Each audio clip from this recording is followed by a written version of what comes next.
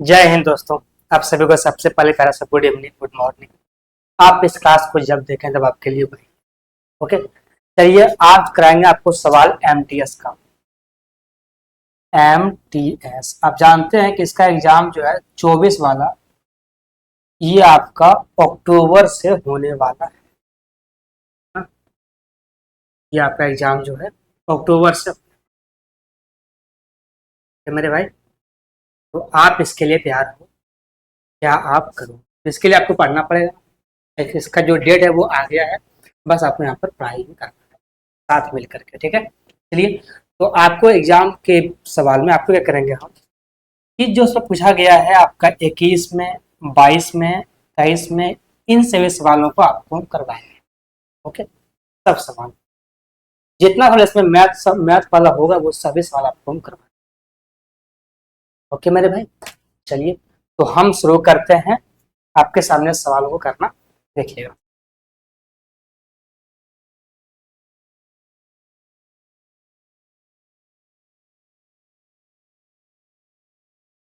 Okay मेरे भाई, आ जाओ। तो हम सवाल शुरू करते हैं। पहला सवाल क्या देखिए कि एक बैग को 12.5% के छूट पर बेचा जाता है, ठीक है। बैग का अंकित मूल्य 6400 रुपया है और अर्जित लाभ कितना है 25%। तो पूछा क्या है कि बताओ बैग का क्रय मूल्य जो है वो क्या होगा, ये आपसे पूछा गया है। आप क्या करो इस सवाल में, इसको करने का बहुत सारा तरीका है, जो भी अपनाओगे सवाल का आंसर उतना याद। पर करना क्या है ना, यहाँ एसपी और एसपी को बराबर कर करके इसका आंसर जो है वो ले आते हैं, है ना। आप जानते हैं कि वस्तु का अंकित मूल्य कितना दिया है आपको 6400 रुपया। ये आपको दिया गया है कि भाई इसका मूल्य जो है वो अंकित है 6400 रुपया। डिस्काउंट कितना दिया है 12.5% का। भाई अगर आप डिस्काउंट दोगे कितना का 12.5% का, अगर घटाते हो आप 100 में 12.5 कितना बचता है, ये थोड़ा मुश्किल है ना। क्या करोगे आप, इसको लो फ्रैक्शन में, ये होता कितना है 1/8, यही क्या होगा 12.5%, ठीक है। ये आपका है टोटल और ये आपका है क्या बोलते डिस्काउंट। अगर आप 8 के सामान को बेचते हो, एक के डिस्काउंट पे सामान कितना में बेचोगे आप 7/8, 7/8, ठीक है। बराबर कोई वस्तु का दाम सीपी है, आपको सीपी चाहिए ना। अब क्या है सीपी है, अगर कोई वस्तु का दाम लागत मूल सीपी है, ठीक है, और इस पे कमाते हो 25% का लाभ, तो सामान कितना में बेचोगे आप 125 में। इसको क्या कर लो आप कन्वर्ट फ्रैक्शन, तो इसका मतलब कितना होता है 1/4। सामान 4 का है, बेचोगे आप एक के लाभ पे, कितना बेचोगे 5/4, 5/4। ये भी आपका एसपी, ये भी एसपी, दोनों बराबर हो गए। यहाँ से इसका मान जो है निकल के आ जाएगा। हम पहले बोल दिए है कि अगर आप ये भी काम करते हो 7/8, है ना, इतना बेचते हो, ये आपका कितना है 6400 रुपया है, तो यहाँ से भी आंसर आएगा, कोई दिक्कत नहीं।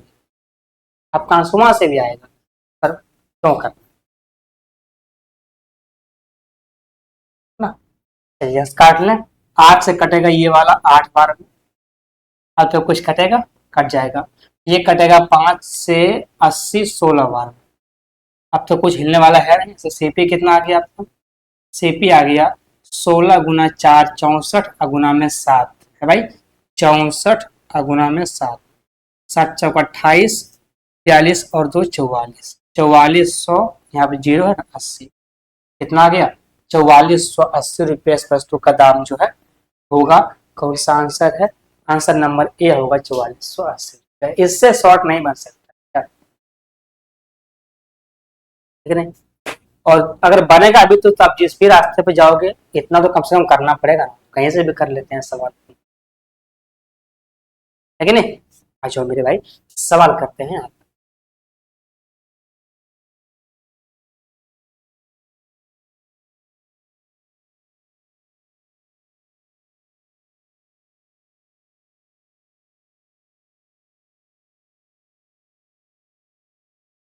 ओके भैया, सवाल आपका क्या है कि परम अकेला एक काम को, है ना, परम अकेला एक काम को 24 घंटा में कर सकता है और चरम अकेले उसी काम को 30 घंटे में पूरा कर सकते हैं। यदि वे एक साथ काम करते हैं तो तो एक दिन में उस काम का कितना भाग पूरा कर सकता है, ये आपसे सवाल में पूछा गया है। ओके, पहले आप नाम क्या क्या है, परम और चरम, इसको पी और सी लिख दो। ये करता है आपका कितना घंटा में, 24 घंटा में, और ये कर रहा है काम को 30 घंटा। इसका एलसीएम क्या होगा, इसका एलसीएम कितना हो जाएगा, कितना है पर पता नहीं, निकालना सीखना पड़ेगा। कि अगर आप सॉल्व बनाते हो टाइम एंड वर्क का, तो इसमें सबसे होता है वो होता है एलसीएम का ही सॉल्व करना। भाई इसका एलसीएम होगा क्या, करना क्या है आपको, जो सबसे बड़ा नंबर इसमें है उसको उठाना। बड़ा कौन सा है, 30, 30 को उठाओ। अब देखो, अगर लेते हो एलसीएम 30, तो बात तो बनेगा नहीं, 24 काटेगा नहीं उसको। इसका करो दुगना, कितना, 60, 60 लोगे 24 नहीं काट पाओगे। करेगा 3 गुना 90, नहीं काटता। करोगे 4 गुना, कितना होता है, 120। हाँ जी, 120 जो है ये 30 भी काट देगा और 24 भी काट देगा। ये काटेगा 5 बार में, ये काटेगा 4, काट दिया। ऐसे निकालोगे एलसीएम। अगर आप निकालते हो एलसीएम बचपन की तरह ऐसे 24 और 30 इस तरह से, तो फिर कहानी हिट हो गया, फिर सवाल आपको सॉल्व हो गया, है कि नहीं। अच्छा, ऐसे नहीं करना है किसी भी हाल में। सवाल में ये बोला गया है कि अगर ये दोनों मिलके काम करें तो बताओ काम एक दिन में कितना काम जो है वो, ये दोनों मिलकर के काम करें, और काम करना है एक ही दिन, ठीक है। चलो भाई, भाई एक दिन दोनों आदमी मिला, बोला हम दोनों साथ में के काम करते हैं। पी ने अपना 5 काम किया, सी ने अपना 4 काम किया, कितना काम हो गया, 5 और 4 पूरा काम है कितना, टोटल काम 120 था। एक ही दिन का निकालना है आपको। 5 और 4 9 ही काम हुआ है एक दिन, कितना होगा, 9/120, कटेगा 3 से, 3 से कटेगा 3 बार में, ये कटेगा 40 बार। कितना आ गया, 3/40 काम जो है आपका एक दिन में हो जाएगा। कौन सा आंसर होगा, बी नंबर, 30/40, 3/40, ठीक है नहीं। आपको निकालना है इसमें एक ही दिन का, भाई एक ही दिन काम होता है। आ जाओ सवाल करेंगे।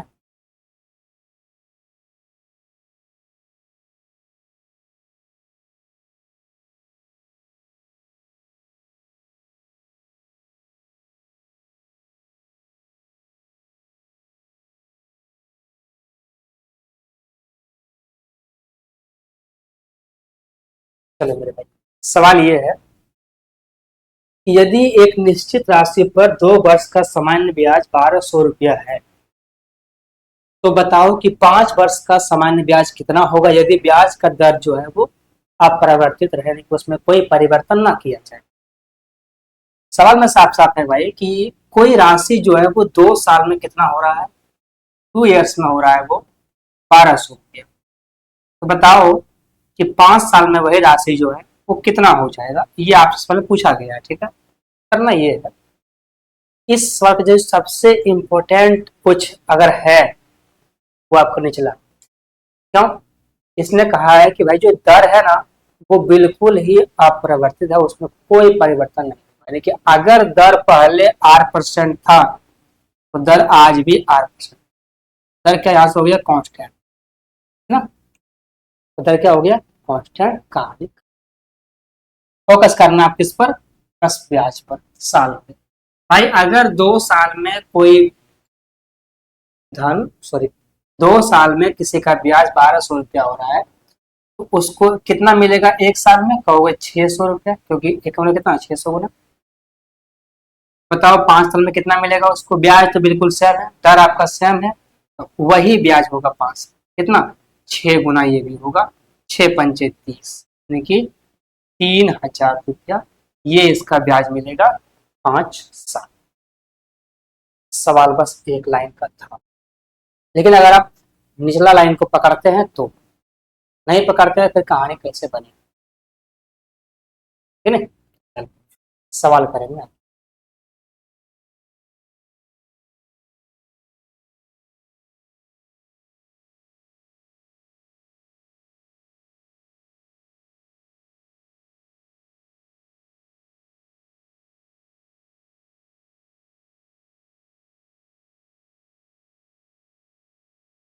अरे सवाल है आपका, कर से पहले एक सोफे का क्रय मूल्य जो है वो 2400 रुपया है। The price of sofa before tax is 24,000। यदि इस पर लागू बिक्री कर जो है वो 1200 रुपया है, इस पर टैक्स कितना है? 1200 रुपया। तो बताओ कि बिक्री कर का प्रतिशत क्या है, ये आपसे पूछा है। बताओ टैक्स का परसेंटेज कितना है, आपको निकालना है परसेंटेज। सिंपल भाई, निकालना है आपको टैक्स का परसेंटेज। भाई ये होगा क्या? एक सोफा है, उसका दाम कितना है? 24,000। 24,000, 24,000 रुपया इसका बिक्री का जो है दाम। सवाल बोलता है आपसे कर से पहले एक सोफे का मूल्य कितना था? 24,000।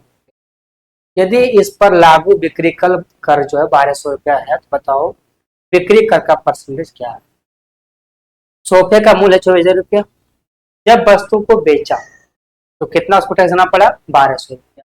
1200 रुपया टैक्स भरना पड़ेगा, यही इसका जो है टैक्स होगा। निकालना है परसेंटेज में, गुना 100 से 60%। ओके, यहाँ से ये वाला, ये वाला, ये वाला, ऊपर कितना है? 12 और यूनिट 120 कटेगा 24 से 120, 5 बार कितना आएगा टैक्स? 5%। यही इसका आंसर होगा। 5% जो है इसका टैक्स देना पड़ेगा इसको, है इस सोफे को बेचने के बाद। तो भाई सवाल करते हैं।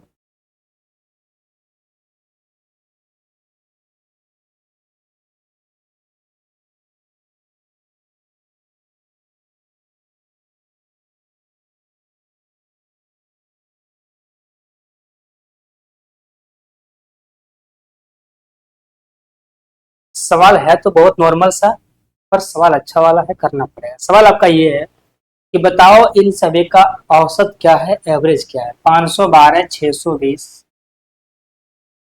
512, 620, 428, 428 और एक कितना है? 580,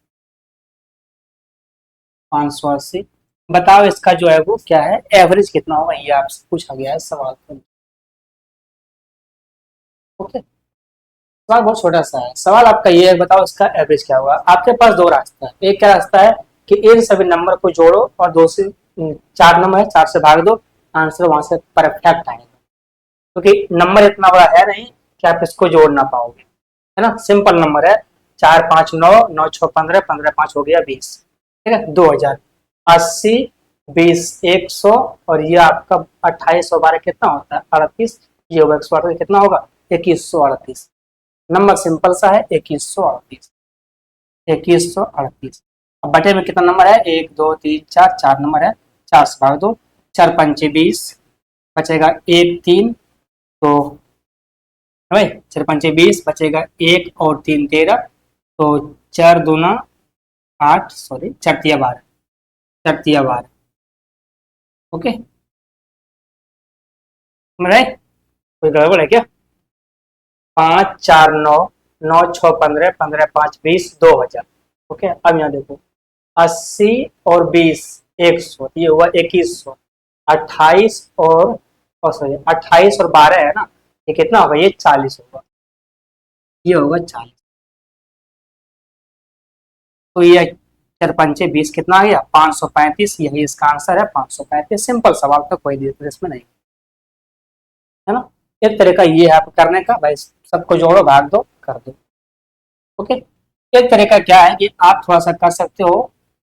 करना क्या है, आप इन सभी नंबरों को बीच में आप मान लो कि जो 500 है ये इसका एवरेज होगा, ठीक है। आप क्या मानोगे? 500 इसका जो एवरेज होगा, ऐसा आप मान लो।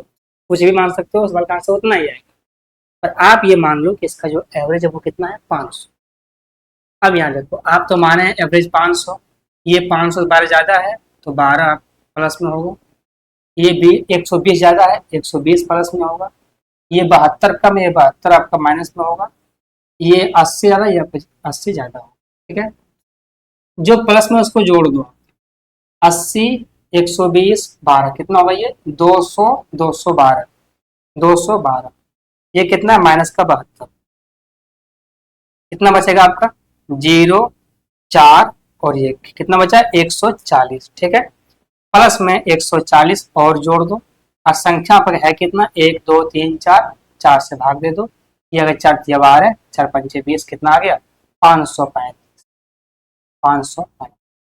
ये इसका आंसर जो है वो हो जाएगा। ये नंबर कब काम करता है, तो ये नंबर आपको कब काम करेगा, अगर डाटा बहुत ही डिफिकल्ट, डाटा बहुत आपका क्या हो कैलकुलेटिव, तब ये नंबर काम करेगा। और आपके पास तो ये सिंपल सा 80 28 20 12 था तो आप कर दिया। अगर यहाँ पे इसमें घुस रहे था पॉइंट टू, तब देखा होगा ना, तब ये काम था। आप देखें कि इससे बेस्ट कौन सा है, इन सभी को जोड़ के भाग दे दो, वो वाला बेस्ट था। पर हर जगह बेस्ट नहीं होता है। ओके, सवाल करेंगे।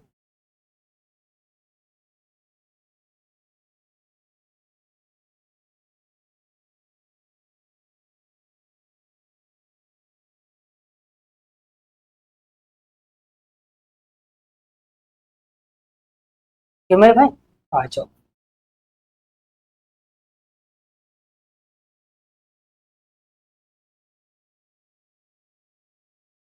सवाल ये है कि एक आयत की लंबाई उसकी चौड़ाई की 5 गुनी, ठीक है। यदि इसकी चौड़ाई 10 सेंटीमीटर है तो बताओ इस आयत का एरिया क्या होगा। आपको निकालना क्या है, आयत का एरिया। एरिया होता क्या है, लंबाई गुना में चौड़ाई। आपके पास ना तो लंबाई दिया है, ना आपको दिया है चौड़ाई अच्छे में एग्जैक्ट में। आपसे ये बोला गया है भाई जो आयत का लंबाई होगा वो चौड़ाई का 5 गुना, ठीक है। आपको चौड़ाई दिया गया है यहाँ पर कितना 10, तो इसका लंबाई कितना होगा, इसका 5 गुना कितना होगा, 10 पचे 50, ये होगा आपका 50। ठीक है, लंबाई आ गया 50 और चौड़ाई कितना है 10, कितना होगा 500, यही इसका आंसर होगा 500। आपको अगर ये फील होता है कि क्या सर सवाल इतना हल्का है इतना नॉर्मल आएगा, तो आप सोचते हो गलत, क्योंकि सवाल जो आपका है वो इतना नॉर्मल ही होता है। हम कोई सवाल ये अपने साइड से नहीं करवाते, ठीक है। जो आपको सवाल पूछा गया है सेट में वही सवाल आपको, ऐसा नहीं है कि ये सवाल हम अपने मन से दे रहे हैं, आपको अपने बना के देख रहे हैं, बिल्कुल हल्का हल्का वैसा नहीं। सवाल करते हैं। अगर मेरे पास टीवी होता तो हम क्या करते हैं कि जो सेट है उसी सेट पे डाट खोलते और आपको सवाल सब सबके सब सवाल आपको सॉल्व करा के दिखा देते हैं, ठीक है। पर हमको टाइपिंग करना पड़ता है, तो आपको ऐसा फील ना हो कि ये टाइपिंग जो है अपने आप ही मर्जी से आपकी है, ऐसा बिल्कुल नहीं। सवाल करेंगे हम।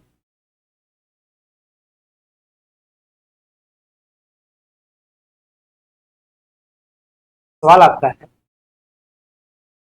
कि एक बंद बेलन के आधार का एरिया कितना है 1386।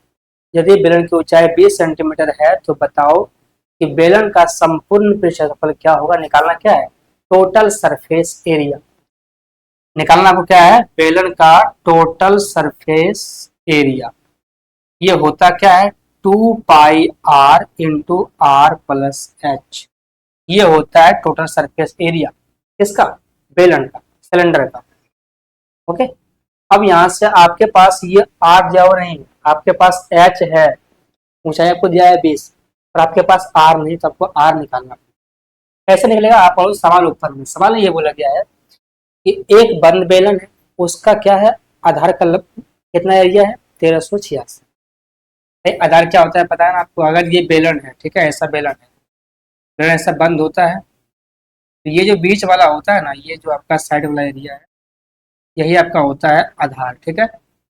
ये होता है पाई r², 22/7 r²। ये हुआ आधार का एरिया, पर एरिया है कितना 1386। ये इसका एरिया है कितना 1386, ठीक है भाई। अब यहाँ से काट लो, ये कटेगा 22 का डायरेक्ट, कितना बार कटेगा 22 से काट लो आप 6 बार में, 6 दूना 12, 6 दूना 12 13, 132, ठीक है। यहाँ बचेगा 6 और 6 66, कटेगा 22 से 3 बार में 30, 66, ठीक है, कट गया। ये देखो यहाँ से आर का मान कितना आएगा भाई, 63 क्या होता है 9 गुना 7, ठीक है। और ये सब यहाँ गुना पे होगा, यहाँ से जब लोग आप अंडर रूट क्या आएगा, 9 का तो 3 हो जाएगा, 7 यहाँ पे 2 वो है, एक साथ आएगा बाहर, कितना होगा 7 या 21, ये हुआ यहाँ से रेडियस कितना 21। ओके, अब यहाँ से निकाल दो, आप इसमें मान बिठा दो, आंसर आ जाएगा। तो पाई का मान 22/60, आपका आर कितना दिया गया यहाँ पर 21, गुना में 21 और ये ऊंचाई है ना, तो ये 20 होगा, 21 और 20 कितना होता है आपका 41। यहाँ से ये आ रही है आपका टोटल सरफेस एरिया। इसको हटा दो, फॉर्मूला कभी लिखना ही नहीं, चाहे कुछ भी हो जाए, काट दो 7 से 3 बार में 21, ठीक है। अब अगर गुना करते हो डिजिटल सम अंक से, तो 2 दूना 4, 4 तिया 12, 12 गुना 1 12, मतलब लास्ट में 2 आने वाला है। देखो कौन सा ऑप्शन में, ऑप्शन नंबर सभी में लास्ट में 2 है, तो ये कहानी नहीं बनेगी, आपको पूरा पूरी मान निकालना होगा, गुणा करना पड़ेगा। चलो करते, कितना हो गई है 22 गुना 44 गुना 4, 4 तिया 12, 12 13, 132 गुना में 41, है ना।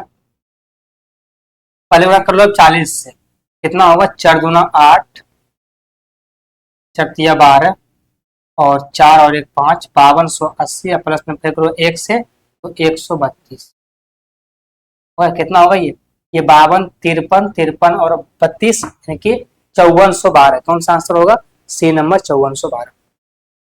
भाई जोड़ना आता होगा ना, जोड़ना तो आता होगा, 5412 होगा कि नहीं। आ जाओ सवाल करते हैं।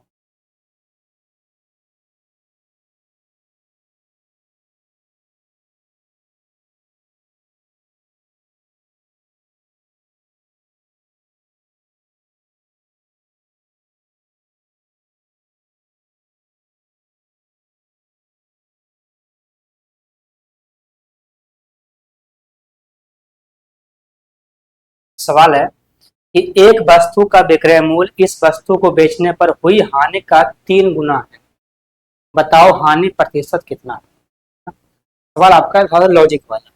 सवाल ये बोला है कि अगर कोई वस्तु को बेचते हैं एसपी, तो जो उसका लॉस है उसका वो 3 गुना, यानी कि अगर ये लॉस 1 होता है, एसपी कितना होगा इसका 3 गुना 3। सवाल का ये मतलब कि किसी वस्तु का विक्रय मूल्य वस्तु को बेचने पर हुई हानि के 3 गुना के बराबर है। अगर कोई वस्तु को हम सेल कर रहे हैं, तो जितना उसका हानि हो रहा है उसका ये 3 गुना है। अब आप अगर मानोगे कि एक्स हानि हुआ, कितना होगा एक्स का 3 गुना 3x, और अगर आपने एक्स मान लिया तो फिर आप बड़े नहीं हुए, यानी कि आप और हम अभी बच्चे, एक्स मानना ही नहीं, ठीक है। सिंपल बात सोचना है भैया कि एक का लॉस हुआ, एक का लॉस हुआ है, इसका 3 गुना कितना होगा 3, 1 और 3, ये सोचना है सिंपल से। पूछा है बताओ कितना लॉस हुआ है, आपको निकालना है लॉस परसेंटेज, कितना लॉस परसेंटेज हुआ है। एक का लॉस हुआ है, नीचे क्या होता है आप जानते हैं कि लॉस होगा या तो प्रॉफिट होगा, वो हमेशा किस पे होगा, सीपी पे होगा। यहाँ पर आपके पास सीपी है ही नहीं, ये आपका लॉस है और ये आपका एसपीएस सेलिंग प्राइस है। सीपी क्या होगा निकालना पड़ेगा आपको। सीपी भाई लागत मूल्य क्या होता है, अगर कोई सामान को आप 3 में बेच रहे हैं और आपको हानि हो रहा है 1 का, इसका मतलब क्या है कि उस वस्तु का दाम कितना था 4 रुपया, है ना। अगर किसी वस्तु का दाम 4 रुपया है, आपको उस पर हो रहा है हानि 1 रुपया का, वस्तु कितना में बेच रहे हो 3 रुपया में, यहाँ पे सेम कहानी है। किसी वस्तु को हम बेचते हैं 3 रुपया में तो 1 का हानि होता है, इसका मतलब साफ साफ है कि उस वस्तु का दाम कितना होगा 4 रुपया, तब तो हमको हानि हो रहा है। अब 1/4 का मतलब कितना होता है 25%, 25%, नहीं तो आप गुना करो उस वक्त से काट लेना 25% आ जाएगा।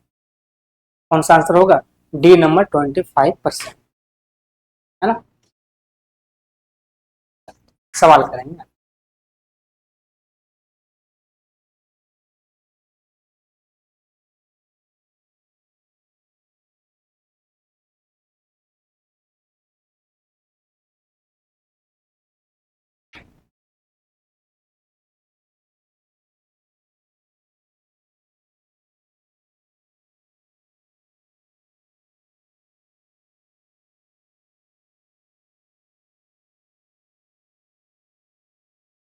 तो भाई आ जाओ, सवाल ये है आपका कि 200 और 400 के बीच ऐसी कितनी समान संख्या है जो कि 6 और 5 दोनों से जो है विभाज्य हो नहीं।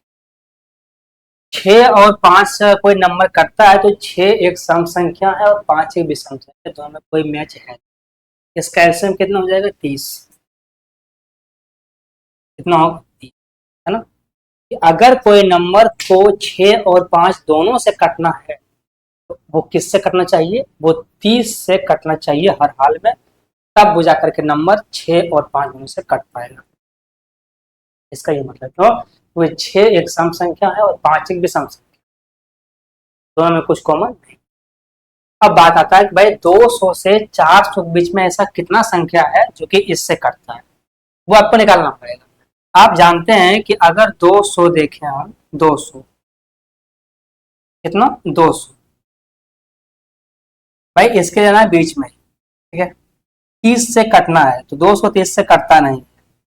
अब अगर किसी नंबर को कटना है 30 से, यानी कि लास्ट में कितना है? 0, तो वो लास्ट में 0 होना ही चाहिए, तब वो कटे, ऐसा नहीं कटेगा, ठीक है नहीं। अगर किसी नंबर को कटना है 0 से तो क्या करना पड़ेगा? उसके लास्ट में 0 होना ही चाहिए, तब तो कटेगा। ऐसे कैसे काट लोगे? तो वो कितना होगा? ये 210, ये नंबर 30 से कटता है, जैसे 21 कट जाता है ना, यहाँ से लेना। 210 जो है वो 30 से कट जाता है। अगला देखो, जो भी कटेगा नंबर वो 30-30 के गैप पर ही कटेगा। 210 से जाओगे 220 के पास, नहीं कटता है 220। जाओगे 230 के पास, 230 के पास, भाई 3 से 23 कटेगा ही नहीं, कैसे कटेगा? 240 के पास, 240, जो भी कटेगा वो 30 के गैप पर ही कटेगा। फिर कितना गैप होगा? 270। फिर कितना गैप होगा? 200, 310, है ना। 300, पहले 300 जाएगा, 300। फिर कितना होगा? 310 का, फिर 330 का। फिर कितना नंबर होगा आपका? 360 का। फिर कितना होगा? 390। ये देखो अब 400 से नीचे है और ये 200 से अधिक है। अंक देख लो आप, इसका कोई शॉर्ट नहीं है, हर चीज का शॉर्ट नहीं होता, ठीक है। आप भी इस बात को जान, इसमें आपको नंबर दिया गया है, इतना नंबर 1 2 3 4 5 6 7, 200 से और 400 से के बीच में ऐसी 7 संख्या है जो कि इस 30 से कट जाता है। वो कौन सा आंसर होगा? डी नंबर होगा 7, लेकिन भाई ऐसा आपको सोचना है, ये नंबर का खेल है भाई, नंबर का खेल में आपको खुद दिमाग लगा, ये कहता क्या है, करना क्या है।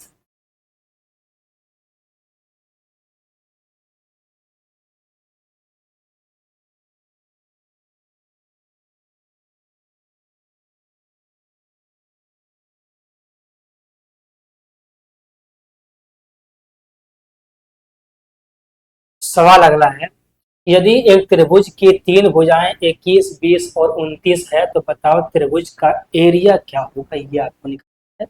बताओ ट्रायंगल का एरिया जो है वो क्या होगा?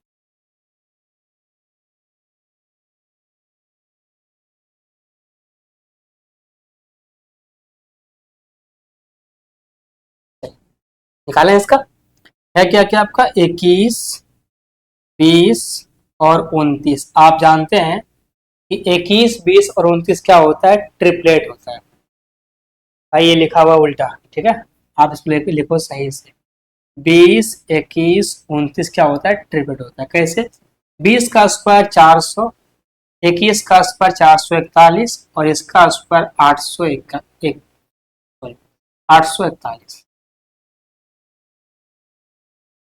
इन दोनों का सम कितना हो गया? 841। इसका मतलब क्या है? ये क्या है? ये आपका ट्रिपलेट है। अगर किसी भी ट्रायंगल में ट्रिपलेट हुआ तो वो क्या लग जाए, वो क्या बन जाएगा? समकोण त्रिभुज। जैसे ही वो समकोण बना, एरिया क्या होगा? एरिया हो जाएगा आपका 1/2 गुना में बी और गुना में एच। ये हो जाएगा आपका एरिया, है ना। अगर समकोण बनेगा तभी ये एरिया लगेगा, नहीं तो आपको लगाना पड़ेगा हेरोंस फॉर्मूला। यहाँ बिठा दो आप 1/2 गुना बी गुना में एच। ये काट लो 2 से 10 बार, कितना आएगा 210। ये होगा इसका आंसर 210। आप कहोगे सर आपने 29 क्यों नहीं लिया? मेरे भाई 29 कर्ण होता है, देखिए 29 होता है आपको हाइपोटेनियस ना, ये बेस होता है, ये आपका होता है हाइट। ओके, और ये आपका क्या होता है कर्ण होता है। यहाँ पे कर्ण कहाँ बिठाओगे? यहाँ पर बेस और हाइट ही दिया है।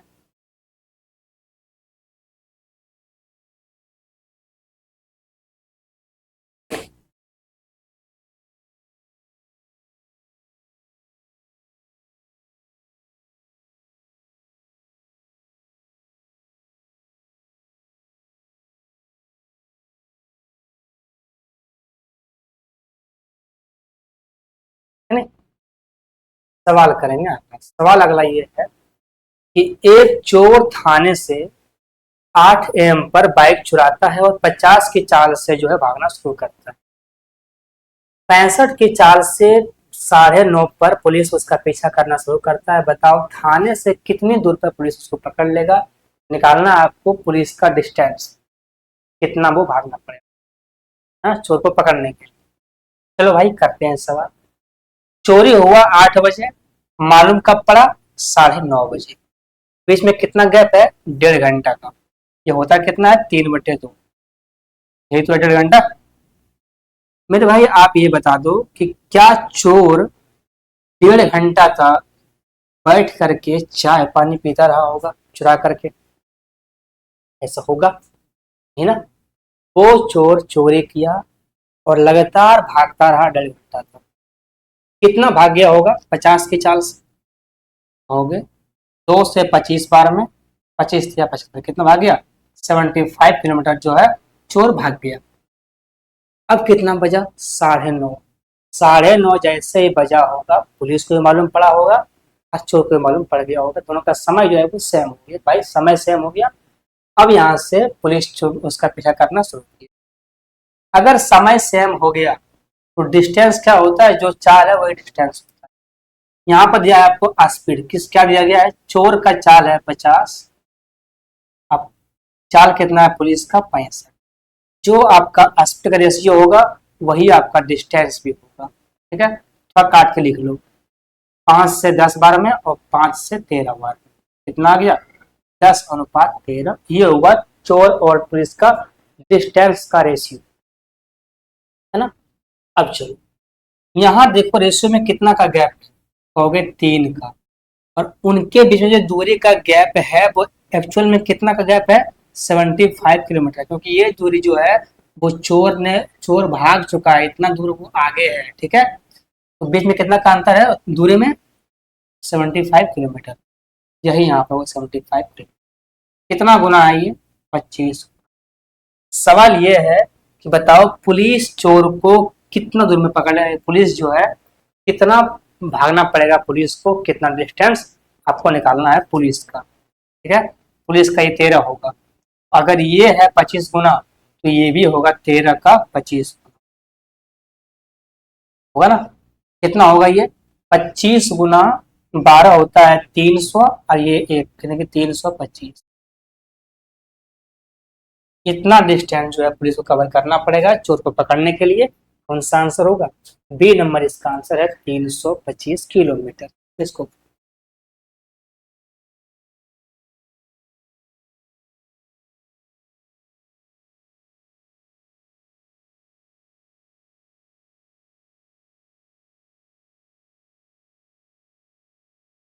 ठीक है, सवाल करेंगे हम लोग आगे।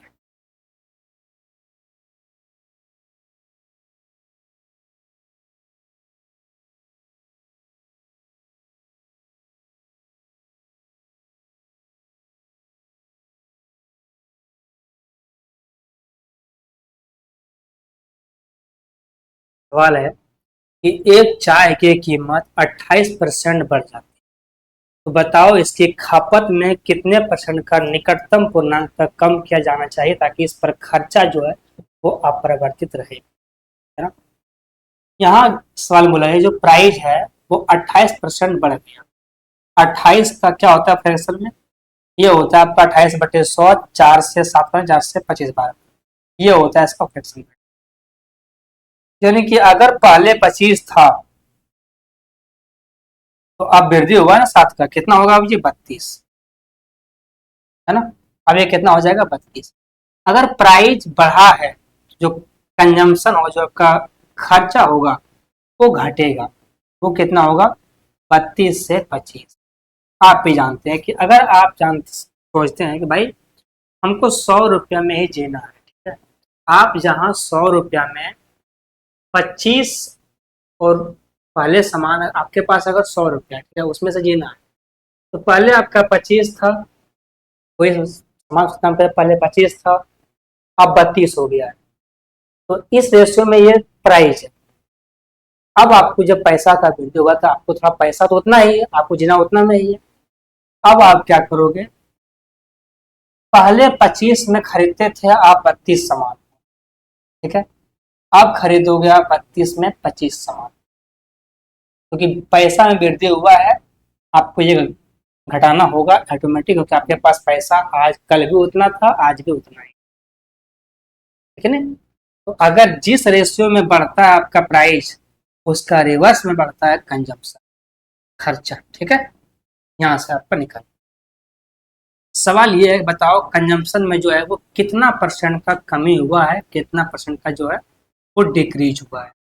32 से 25, 7 का डिक्रीज हुआ है, कितना से 32 से, गुना में 100 और साइन परसेंट का, ये कटेगा आपका 4 से 8 पर, ये कटेगा आपका 4 से कितना बार, 4 से कट जाएगा, सॉरी, ठीक है, काटो इसको मत, इसको काटना ही नहीं है, काटोगे तो आंसर वहां से जाएगा, कोई दिक्कत नहीं है, पर काटोगे क्यों।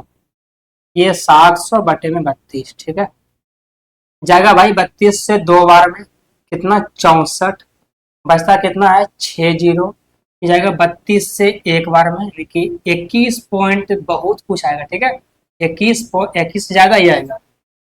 पूछा ऑप्शन क्या है, बताओ निकटतम मानते क्या होगा, तो ऑप्शन नंबर ए देखो 21 है, ऑप्शन बी 22 है, सी 27 और डी 25। तो आप जानते हैं कि 25 और 27 तो पहले ही नहीं होगा, बचा हुआ दो ऑप्शन, एक ए और एक बी। 21 से ज्यादा है तो आप 21 नहीं ले सकते हो, आपको क्या लेना पड़ेगा 22, आपको लेना होगा बी नंबर ऑप्शन, ठीक है। ए नंबर आप नहीं ले सकते हो कि 21 से बहुत ज्यादा है, 22 के थोड़ा सा आसपास होगा, आपको लेना है 22। ये समझाने का कारण इसलिए भाई कि जब सवाल को करोगे ना, अगर आप इसका निकालते हैं एग्जैक्ट मान, यहाँ तक आपको कोई दिक्कत नहीं हुआ है, पर इसके बाद जो मान निकालोगे ना आप, उसमें जितना समय लगा है आपको ये करने में, उससे ना जाने कितना और समय लग जाएगा आपको इसके पॉइंट के बाद ये करने में, जो कि आंसर आपके सामने लिखा हुआ है, इसका यूज करो आप, ठीक है। आ जाओ, सवाल करेंगे।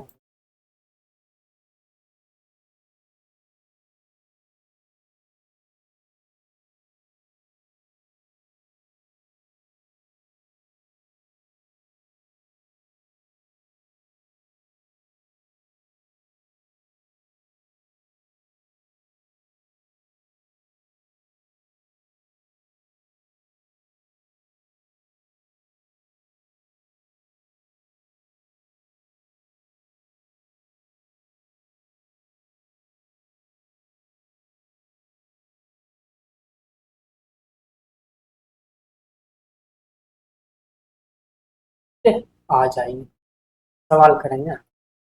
एक वस्तु को 40% की हानि पर बेचा जाता है, हानि की राशि वस्तु के विक्रय मूल्य का लगभग कितना परसेंट है, ये पूछा। क्या बोला गया है कि 40% के हानि, ये क्या हुआ फ्रैक्शन में 2/5, 2/5 ये हुआ लॉस, और ये आपका हुआ टोटल सीपी।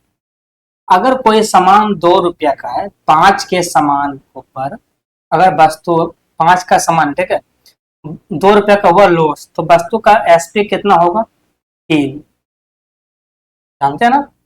तो भाई 5 रुपया का सामान था, और 5 का सामान का अगर आपको 2 रुपया का लॉस हुआ, इसका मतलब क्या है कि वस्तु आप कितना में बेच रहे होंगे 3 रुपया में, इसका साफ साफ यही मतलब, ठीक है।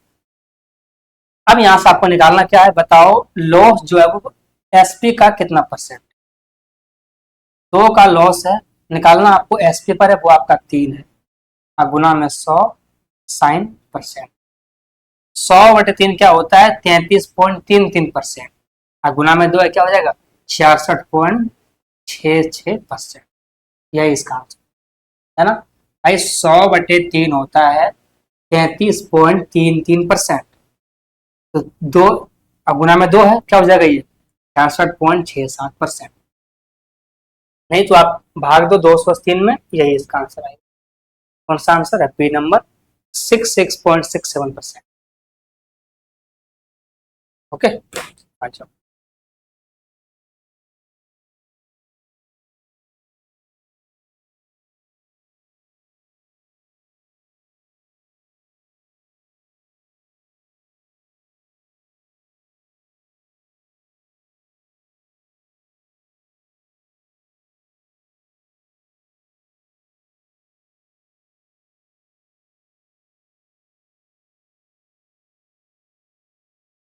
सवाल ये है कि बी ए से 10% अधिक है, सी ए से 20% कम है, बताओ बी सी से कितना परसेंट अधिक है, ये आपसे पूछा है, बताओ क्या होगा।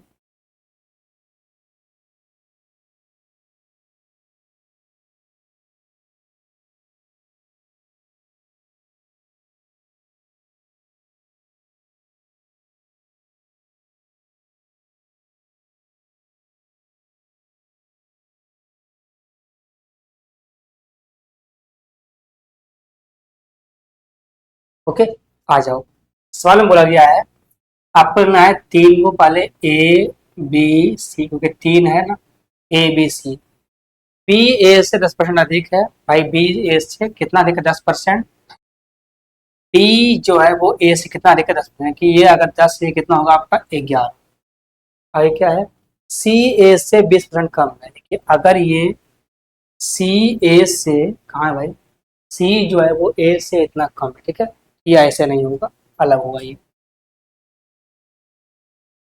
आपको लेना पड़ेगा ऐसे, ए बी और ए सी आपको ऐसे लेना पड़ेगा, ये अगर 10 और 11 है, ठीक है, फिर क्या बोला गया है कि सी जो है वो ए से 20% कम है, कि 20 का मतलब कितना होता है आपका, ये होता है 5 से 4, ठीक है, अगर ये 5 है ये कम, ये 4 होगा, ऐसे बोला है सवाल। यहाँ अगर आप देखो तो ए का मान यहाँ पे 10 है, यहाँ पर 5 है, बना हुआ इक्वल, तो यहाँ गुना करो 2 से, देखो यहाँ भी 10 हो यहाँ 10 होगा, ए का मान 10 हो जाएगा, बी का मान कितना होगा आपका 11, और सी का मान कितना होगा आपका 4 दूना 8, तो ऐसे बनेगा ये, ठीक है, वो अलग कहानी था। पूछा बताओ बी से सी कितना परसेंट कम है, बी से सी जो है वो कितना परसेंट अधिक है ना, कितना अधिक है ये 3 अधिक है, किससे बी सी से, तो नीचे होगा 8 गुना में 100 साइन परसेंट का। ओके, अब जानते हैं कि 100/8 क्या होता है 12.5, और गुना में 3 कितना होगा 37.5%, यही इसका आंसर होगा 37.5%। 100/12 क्या होता है 100/8 क्या होता है 12.5, गुना में 3 है कितना होगा 37.5%। सवाल करेंगे आगे।